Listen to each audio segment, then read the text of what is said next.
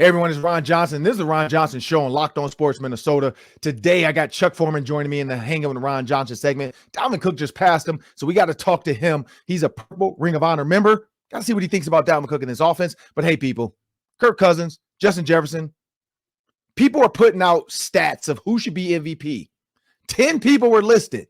None of them have the name of Kirk Cousins and Justin Jefferson. It's a travesty in my opinion, but we'll talk about that next on the Ron Johnson Show. Locked On Sports Minnesota podcasts.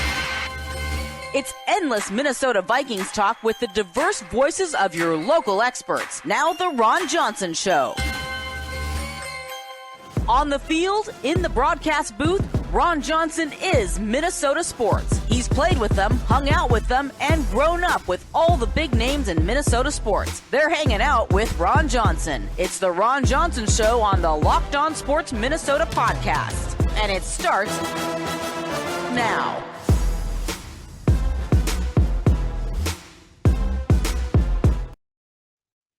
Hey everyone, Ron Johnson.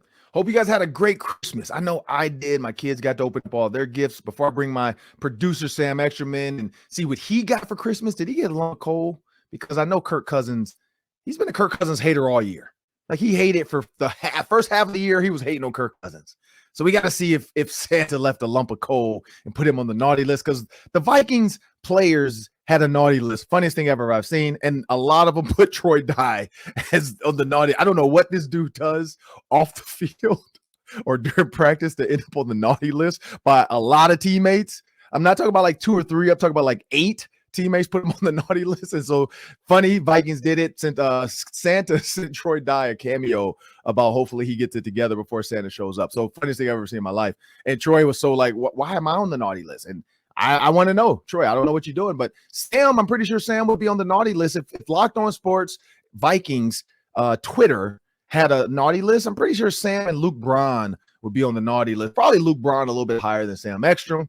But before I bring my producer in, I just want to let you people know the Vikings have 2 MVPs on their team. And it's Kirk Cousins and Justin Jefferson. I'm not going to even hold you up, but I'm going to talk about why. But before I do that, make sure you understand Locked On Sports Minnesota is a proud partner with KARE11. Check out KARE11.com/Locked On for links to every one of our Locked On shows. And also, people, Amazon Fire and the Roku app, you can download Locked On Sports Minnesota. And Sam, I got to bring Sam in. You were on the naughty list. You would be on Santa's naughty list. Like you would be on there because you had some vitriol early in the season for no trust in Kirk Cousins. Yeah. But here's where I go with this, Sam. And I know you didn't get cold because, you know, your wife's not that mean. I should have sent her some coal, though, put in your stocking with a note from Kirk Cousins saying, thanks for all your support, Sam.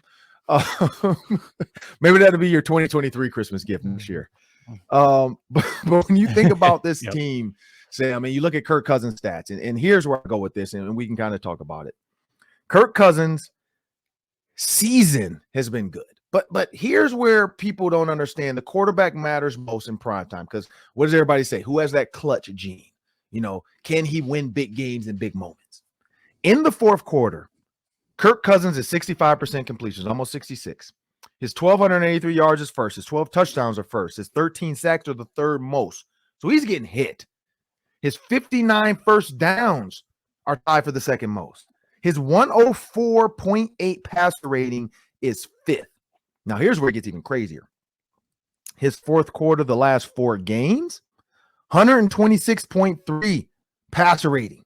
126.3 passer rating. That's crazy. That's crazy. That's first. That's better than Tom Brady. That's better than Aaron Rodgers. It's better than Justin Herbert. But here, I'm going to drill down Kirk even. I'm going to drill it down. I'm going to go to the molecule of this. Fourth quarter, third down. That's the money down in the fourth quarter to stay on the field. Mm-hmm. Kirk Cousins is 30 for 39. That's almost 77%.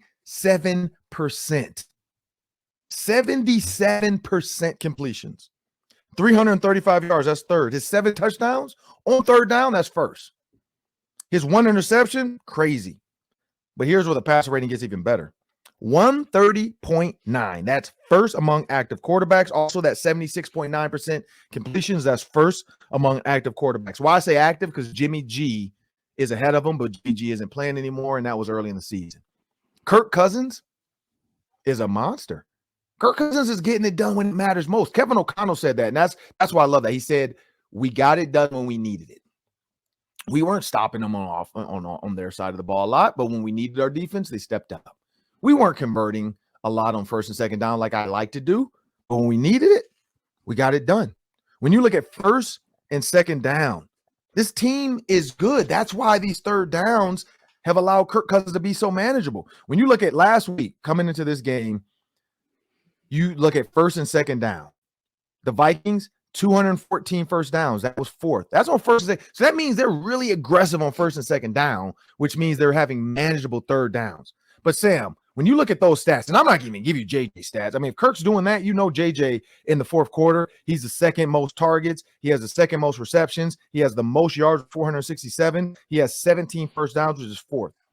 The last 4 games, his 10 first downs are first, his 3 touchdowns are first, his 218 yards are first, his 14 receptions are first, and his 18 targets are tied for first with Tyreek Hill. Justin Jefferson is killing in the first quarter as well, especially the last 4. So I think both of them should be in this MVP conversation. The fact that he's heading towards 2,000 yards, the fact that Kirk Cousins could be the first quarterback to have a 2,000-yard receiver, that he might end up having the best. He only needs 209 yards to have the best receiving season. That's why I hope he gets 209 against the Packers. Get it done in 16 games, because then Calvin Johnson can say, well, hey, he did it in 17. But 209 against the Packers in that weather, that's going to be tough. But Adam Thielen's done it. But I don't know, Sam, what do you think about the MVP race between those two? So if we're just talking Vikings MVP, like let's just assume that they're not going to be the national MVP. It's going to go to Hurts or Mahomes. It's going to go to someone else. But within the Minnesota Vikings, we can have that conversation. Who's more valuable between the two of them? I think it's Justin Jefferson. I mean, the Kirk Cousins, if he makes a lot of the throws he makes, they're not completed to any other receiver but Justin Jefferson. In fact, he doesn't even attempt a lot of those throws if they're not in Justin Jefferson's direction. Like, let's look at what Justin Jefferson did in the fourth quarter on third down against the Giants. Yeah. 3rd and 10 in the red zone, up by 1, late fourth quarter. Kirk drops back. There's good coverage on Justin, safety over the top, 2 guys in the area. Kirk just puts it in a spot, and Jefferson goes and gets it for a touchdown. Then on the final drive, 3rd and 9, 0 blitz. Kirk blindly throws it to a spot. Justin Jefferson gets there. And they're good throws, don't get me wrong. But the trust he has because it's Justin Jefferson. And then 3rd and 11, you got to have a first down to have a chance to win. Screen pass. They trust him with his legs.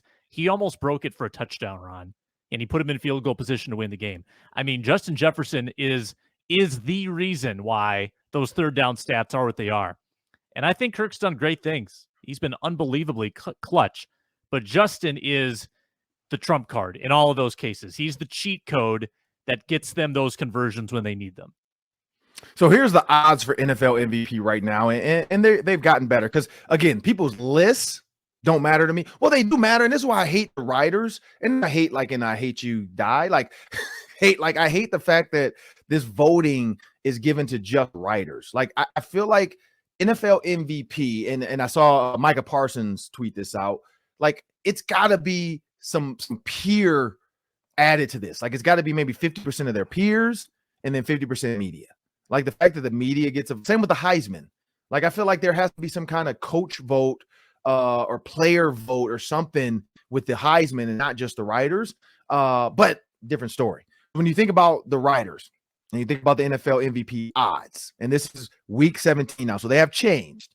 But week 17, Patrick Mahomes is minus 500. So he's a runaway right now. He's a lock to win MVP because of honestly, let's be real. I mean, Kirk Cousins is the top 5 passer right now, and he's about 600 yards away from Pat Mahomes, or 400 or 500 yards away from Pat Mahomes. He's at almost 4,800 yards already. So he's going to have a 5,000-yard season. So I get it. Like, 5,000-yard season in the playoffs, potentially can go to the Super Bowl.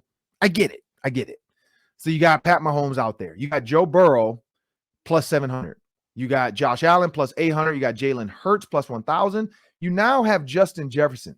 And this is where it gets crazy. Jalen, so those 4, we know Patrick Mahomes, Joe Burrow, Josh Allen, and Jalen Hurts. Plus 1,000 is the best. It goes to Justin Jefferson. He's plus 13,000 people.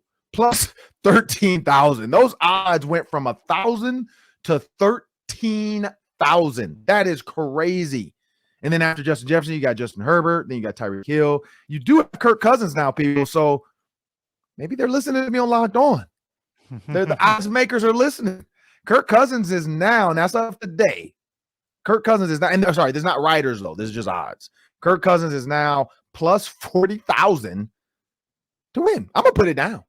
Like I would bet on that. I would go to Bet Online and bet on Kirk Cousins. I mean, what's $50 plus 40,000? My math. I'm gonna do bad math, and if it's bad, you guys can tweet at it. But I think that's $20,000. If I put 50 down and I'm 40,000 odds, $200,000. I'm putting 50 on Kirko. If I lose 50, okay. I probably paid more. I probably spent more on lotto tickets when the jackpot was $1 billion. So $50 to Kirk Cousins to win 200 grand. I'm gonna do it. Also, Justin Jefferson, $100 wins me 13,000. Wait, no, $100 wins me 130,000. Almost did bad math there again. But $100 on Justin Jefferson wins me 13,000 or $130,000. $1 gets me 13,000. Why not go bet on Justin Jefferson? Because if he hits 2,000 yards, there's a chance people will just vote him in. So I'd say take those odds now. You got 2 games left. Justin Jefferson, 2,000 yards might creep into some of those people's ears. Like, wait, Pat Mahomes can win this in next year. He'll win this in the next 3 or 4 years. There'll never be another receiver to get this close again. Let's give it to Justin Jefferson. But Tyreek Hill is right there too at plus 25,000. But when you look at the odds, though, Sam, that's where I go with this. Like, you're right. Justin Jefferson is more valuable to the Vikings than Kirk Cousins. But I think their dual important. Because this is where I go with that. Mm-hmm. If that's Nick Mullins, if that's Case Keenum, they're not making those throws that Kirk Cousins is making. If that's, I mean, shoot, if you put Baker Mayfield in this Vikings offense, he's not making those throws. You can put Russell Wilson in this Vikings offense. He's not making those throws. Like, I think that it's a dual type of role right now with MVP. Like, you need me, I need you. Because you're starting to see that now, too. That's why I love when Kirk Cousins makes a bad throw. Justin Jefferson kind of gets pissed, but he's like, all right, I'm not going to blow up. Same with Kirk Cousins. He throws a ball when the receiver runs the wrong route. He's like, but he doesn't want to blow up. Like, they're buying into the culture. And I love that. They're buying into the culture of what this team is about. Collaboration, togetherness. Let's be in this together, we'll win these games. And it's working. If Kevin O'Connell had preached all this collaboration and cohesiveness and team first and all that, and they were 3-12, all hell would break loose.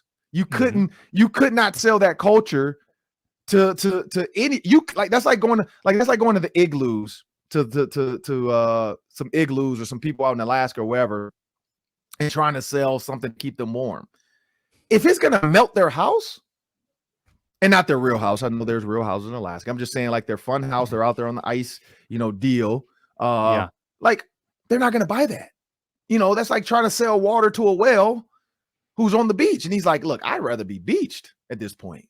Like, you couldn't sell water to a whale if your culture was 3-12. Like, the whale be like, man, I'll take my chances on the sand. Like, you can keep that. Keep that culture over there. Like, Kevin O'Connell walks up on the beach, and there's a beach whale, and he's like, he comes with a pail of water, and the water says Vikings culture, and the whale looks at it, is like, oh wait, you're 3-12. Keep that bucket over there. I'll wait for the next person. It's like the Broncos right now. Like, Nathaniel Hackett was the first coach to be fired in his first season before the season was over. Like, and the Vikings almost had him.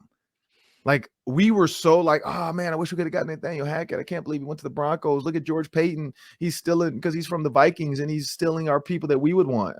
We didn't want him. I don't think so. No, we didn't want. We should have Russell Wilson over Kirk Cousins. I wish we had Russell Wilson. We'd be in the Super Bowl. Russell Wilson. Really? I don't. No, friend. You don't want that.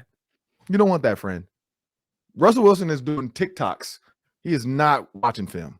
He's more worried about Sierra and her TikToks and him being in the TikToks than studying film. Like, give me Kirk Cousins. Give me the dude that his wife dresses him every week. Like, I will take Kirk Cousins. Mm-hmm. So you can keep Russell Wilson. You can keep Nathaniel Hackett. Give me Kevin O'Connell and Kirk Cousins, and I'll run through a brick wall for them. Because that culture works.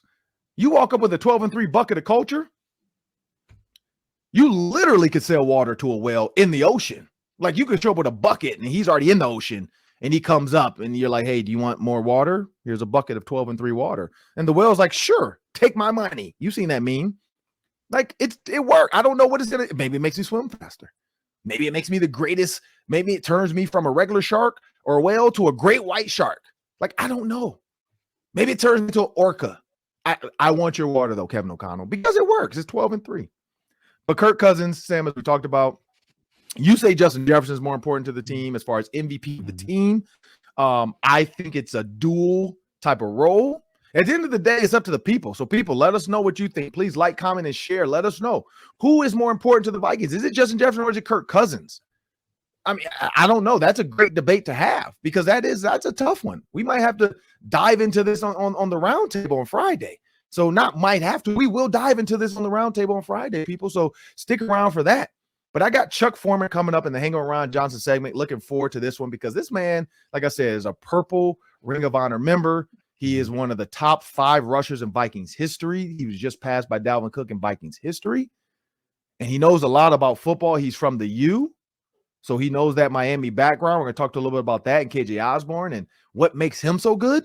But before we do that, make sure you remember when you subscribe to Locked On Sports Minnesota, you are getting endless Vikings talk with local experts. Subscribe to the free Locked On Sports Minnesota podcast feed, wherever you find your podcast, and find our videos on Locked On Sports Minnesota's YouTube channel. And we have a word from our sponsors.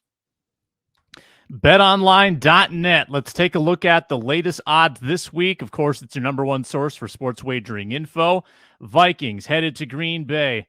Of course, the Packers are going to be favored. -3.5 in Green Bay for the Packers, who rattled off 3 in a row. Over under 47.5. That game 325 on Sunday. Get that line and plenty more at BetOnline.net. Also, all of your lines for bowl season and sports podcasts there as well. It's BetOnline.net. Get your sports wagering fix. Check it out. It's where the game starts. It's that time of the day we always get to hang out with Ron Johnson. I always like to bring a pivotal person on when it's the Hanging Out with Ron Johnson segment. We had Chris Carter on when Justin Jefferson made a couple big catches. We've had Daryl Thompson on when Mo Ibrahim was breaking records at the University of Minnesota. Stick with the running backs. Feels like a good week for running backs because Dalvin Cook has now moved into 3rd place of all time for Vikings rushers. You got Adrian Peterson. You got Robert Smith. You had Chuck Foreman. And then Dalvin Cook. Dalvin Cook just passed Chuck Foreman. Chuck Foreman still has him for career stats.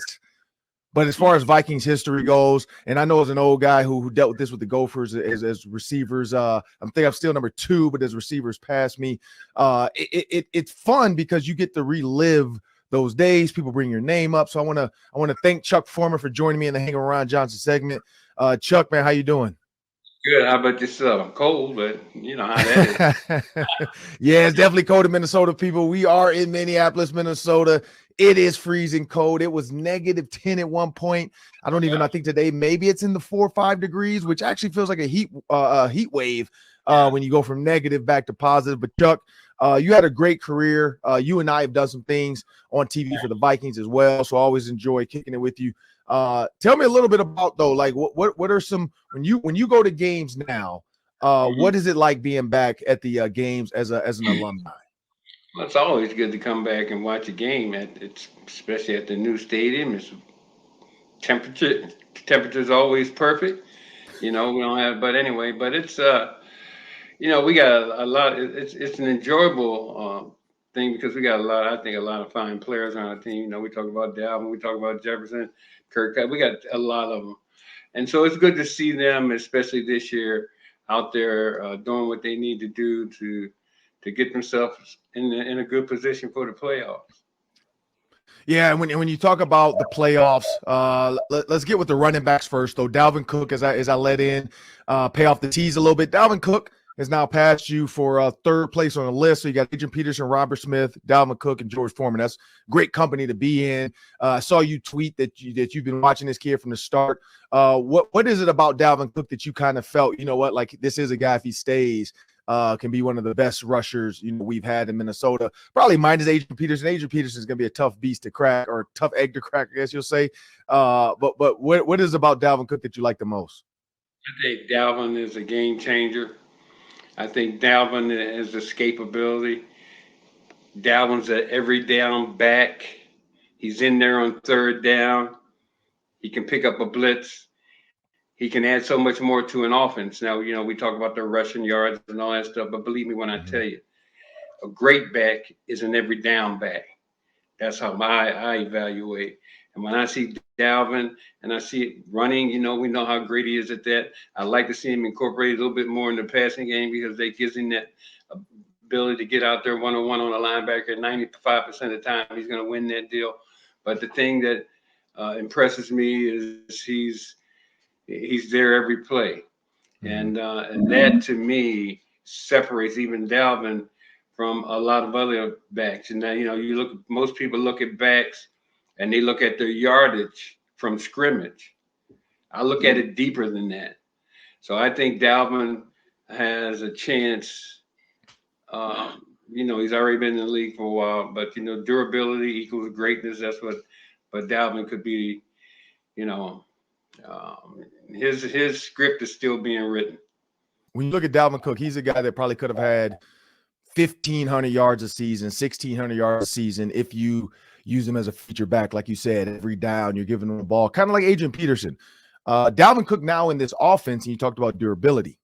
He's made it all the way to week 16, no issues. Soreness of all, little nicks and bruises here and there, but nothing like the past where Dalvin Cook would be considered an injury-prone back.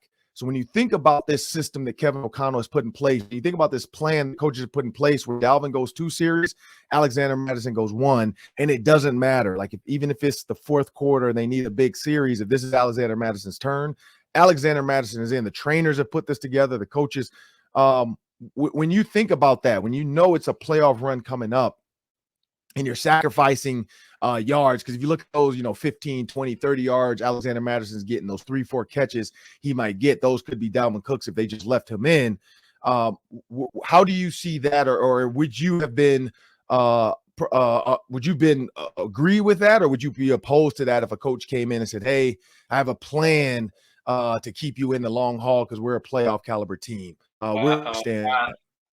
would say that this way, when we talk about different eras, in this era, I think that works well. You got to remember back when we started this thing, the Minnesota Vikings, we called it the purple offense, the runner as a receiver. Jerry Burns created it. I executed it. And so it was a different time. So the way the Vikings are using Dalvin and Alexander, I think it works really well, simply because, Alexander, had he be in another team, would be the featured back. And that's a plus that you have there. So I think when they take Dalvin out, they put Alexander in, they know what they're going to get, when he's out of there. So, and both of them are, and I keep saying is they're every down backs. So that separates, to me, the great ones from the good ones. And when you look at your receiving stats, man, I mean, you like you said, you were a receiving back. You were at over 3,000 yards receiving, over almost 6,000 yards rushing. So you were the dual threat back that a lot of backs today teams are clamoring for. If you could put yourself a healthy Chuck Foreman at the age of 25 in Kevin O'Connell's offense, how much damage would you do in Kevin O'Connell's offense? Probably, I don't want to sound, Say it. Don't. I do a lot of damage. Just put it like that. I mean, you got to remember, Ron, in college, I played running back. I played wide receiver. I played corner. I played those pretty much. Sometimes I played both ways. So, the receiving part, I had a coach that coached at the University of Minnesota by the name of Larry Beckett. Oh, yeah. He was my wide receiver coach at Miami. He developed that part of my game. Then I had a guy named Whitey Campbell. He was a running back coach, and he taught me all about that. And then I had My defensive back coach, you know, I mean, he got me ready for that. So the ability to do a lot of different things for me coming into the Minnesota Vikings, and when Hmm. I was the draft choice, you know, Jim Finks, who was the general manager at the time, when I got into the office to talk to me, he says, "Okay, Chuck, where you want to play?" So I chose the running back position, but I could have played the wide receiver or the other ones too. So that makes it, you know, I mean, to have that and to see them say, okay, well then we can do both. We can have them run a receiver, and that's how it all started. So and then with Dalvin, I think you know I just like to see him use him a little bit more in that passing game. I think that him and Alexander for that matter, but I think they got a you know, they got something there that they can utilize and make a big change in their offense. That's my opinion. Yeah, because your best year running was 1,155 yards with the Vikings. Your best year receiving, which is crazy for a running back, was almost 700 yards in the air. So if you were Mhm. in this offense, are you like, do you feel like that's easy, or you would have had probably eight, you know, you would have been like a Christian McCaffrey with 800 yards receiving, 1,200 yards rushing? Would that, like, would you have been a 2,000 yard all purpose back? Probably so in this game. You know, and the way the rules have changed. Hmm. You know, poor defensive backs, they don't have a chance. You know, you blow on a guy, now it's a flag. So, but yeah, you know, when I played, you know, it was anything goes till the whistle blows. When it came to coverage, you know, they could bump you all the way downfield. They could until the ball was thrown.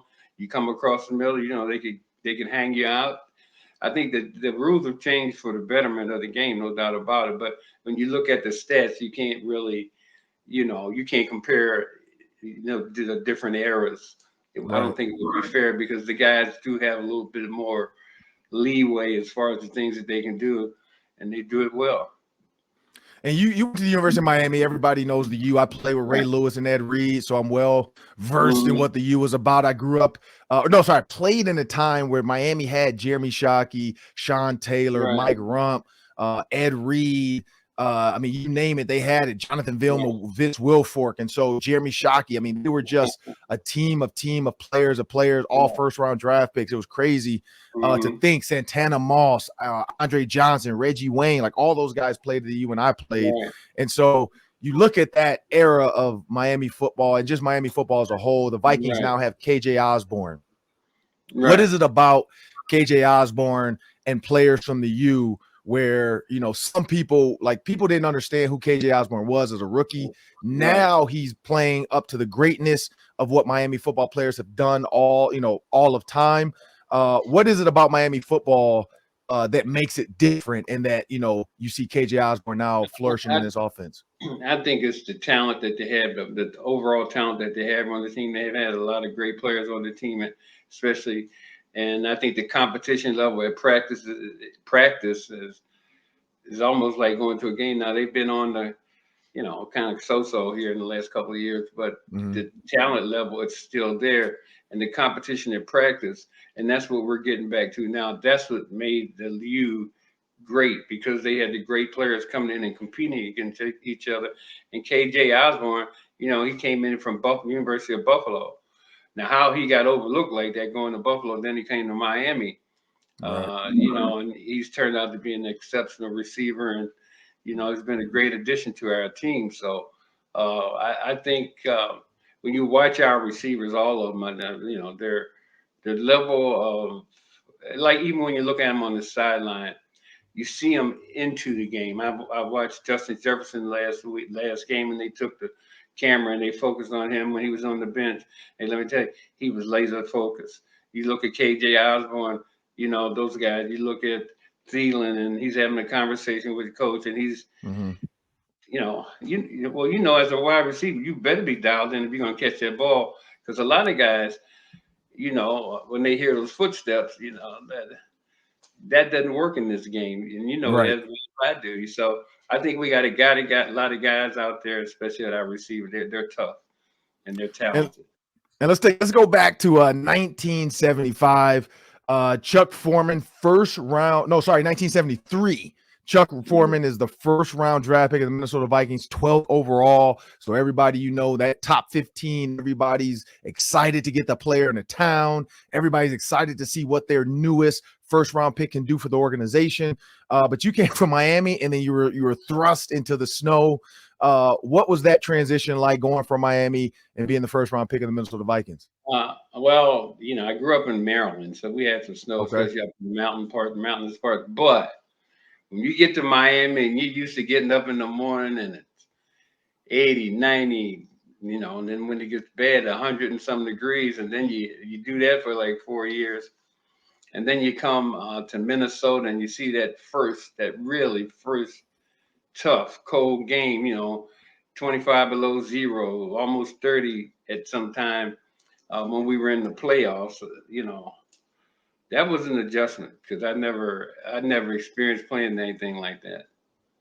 And I saw some guys like you see the Seattle Seahawks. You got DK Metcalf. You got a lot of these guys going out in warm-ups. David Njoku, the tight end for the Browns. Guys going out to warm-ups shirtless because they're trying to prove how tough they are and that cold is not cold.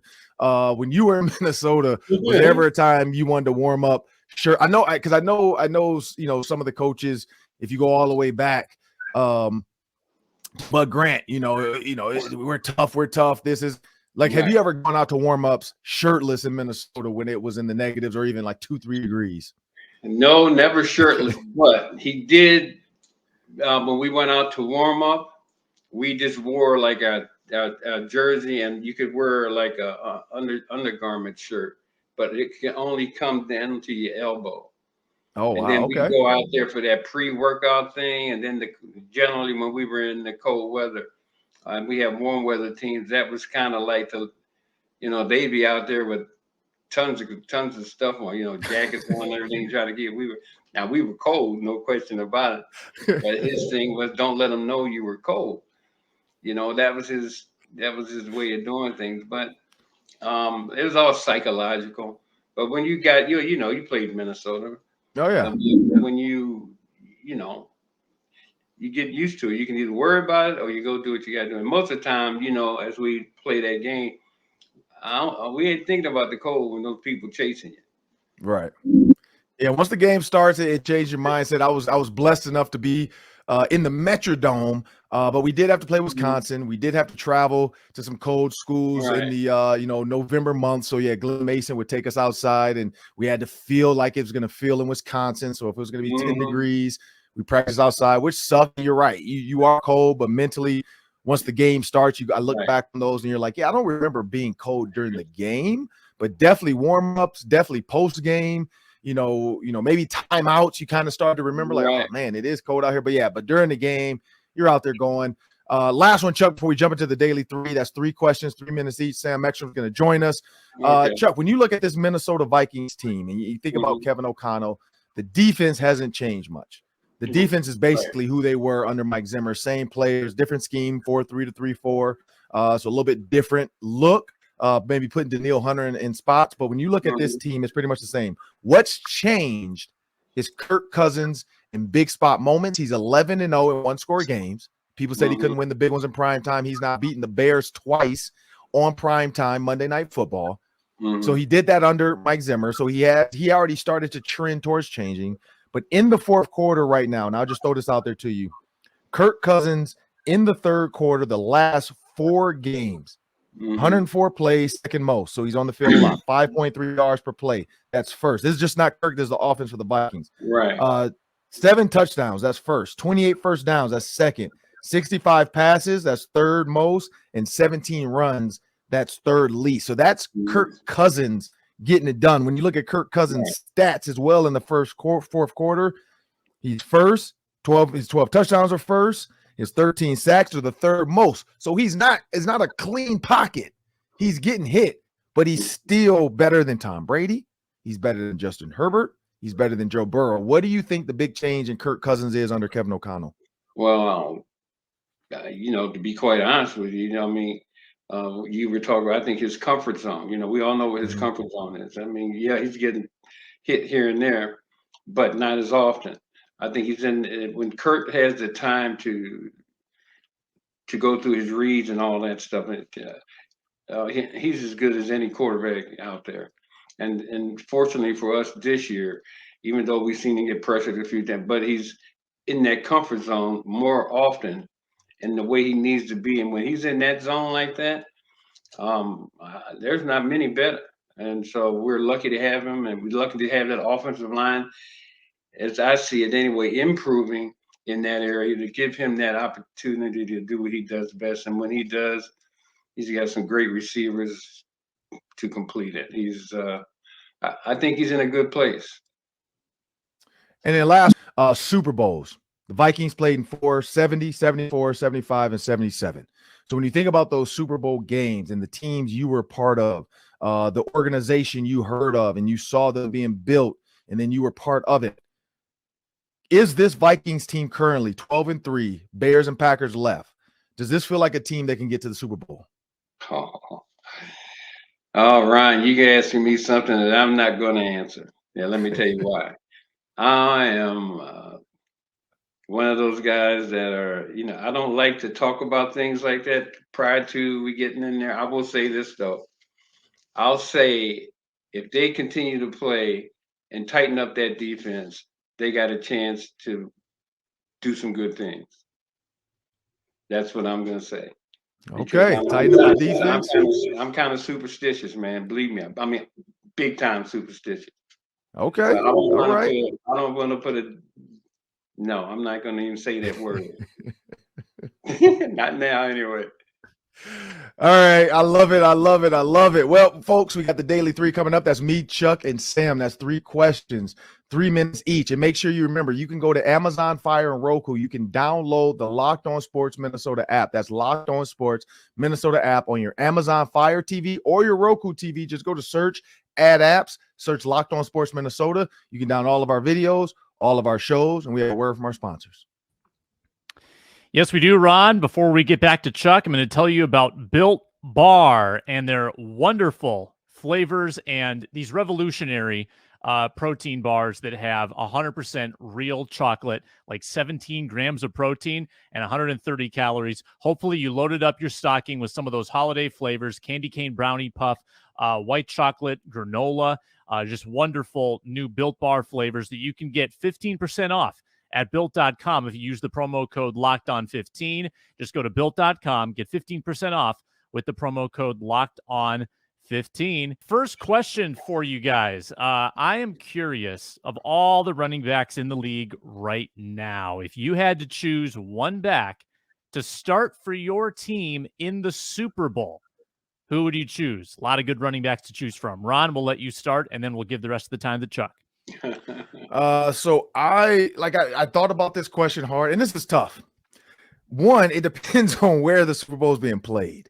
Like if this is a New York outdoor type of game or something, and because New York somehow cheated their way to getting a Super Bowl bid and hosting, I got to go with a runner. I got to go with a pure like Derrick Henry type runner because you're not gonna get a lot of air yards in New York in January or February.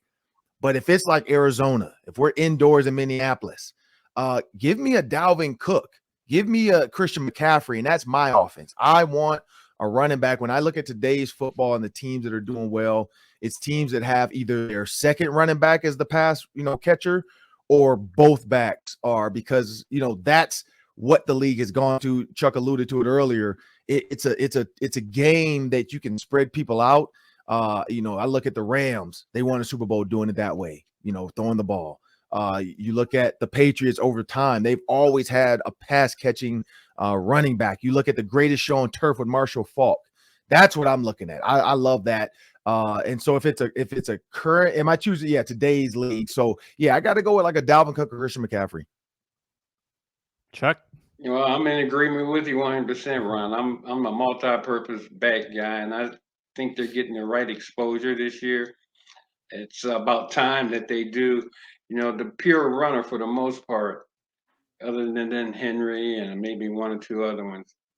That game is kind of, I don't want to say it's disappearing, but it's not often, a ball that you have a team that's successful in this game today without a multi-purpose back. So I'm going with Dalvin and McCaffrey too. I like both of the players.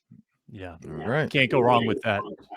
All right, I got another one for you. Alexander Madison, we touched on him during the interview. I'm curious, both of your thoughts. Will Alexander Madison be a starting back at some point in his career, whether that's with the Vikings or somewhere else? Ron, what do you think? Well, looking at Latavius Murray getting a chance to start, I think yes, because when you look at Alexander Madison, you're seeing a guy. He honestly reminds me a little bit of Chester Taylor. That's going way back. I played with Chester with the Ravens. Chester was the backup to Jamal Lewis. Jamal Lewis rushed for 296 yards or 295 yards. Sorry, Adrian Peterson at the 296. I still think they need to count those yards again. But 295 yards in the game. I was a part of that game with Jamal Lewis. And then you look at Jamal. We had what's his name? Eric Dickerson showed up because Jamal was almost going to break his record. And then Chester Taylor starts to play a little bit third down, passing back, comes to Minnesota, gets paid a little bit to be here in Minnesota. And then Chester goes on. So I do feel like Alexander Madison can do that. He's strong enough. He's fast enough. He's athletic enough. I think some team will do it because you wonder, like when you look at his production now, even he's getting less production and time on the field than he did before because this was a true running team. And I got some stats to back it up in the open. You can go back and look at that. But this team is a past team. So I think a team that looks like, hey, we do want to look at the Raiders, the Las Vegas Raiders. Josh Jacobs is not going to be there most likely. I can see the Raiders saying, hey, let's check this Alexander Madison kid out. He can pick up the blitz. He can catch. He can run. I think so. Well, here's what I say about Alexander Madison. Alexander Madison with another team would be a featured back. Now, his only problem is he's playing behind Dalvin Cook. And like you said, he's getting less touches this year. I think Alexander will be a featured back and a very productive back in this league. But I don't think it'll be here. I think he'll be moving on to another team. He's going to get paid, and he's going to get that opportunity to showcase his talent because he can do it all. Free agent after this year. These could be the final games with Alexander Madison in Minnesota. All right, last one in the Daily 3 is a quarterback question. Aaron Rodgers and Tom Brady. They've had rough seasons. They've struggled at times, but here they are with 2 weeks left. They could both make the playoffs. Brady could win the NFC South. Rodgers might be able to sneak in as a 7th seed. My question to you, which future Hall of Famer would you least like to face in the playoffs, Brady or Rodgers? We'll start with you, Ron.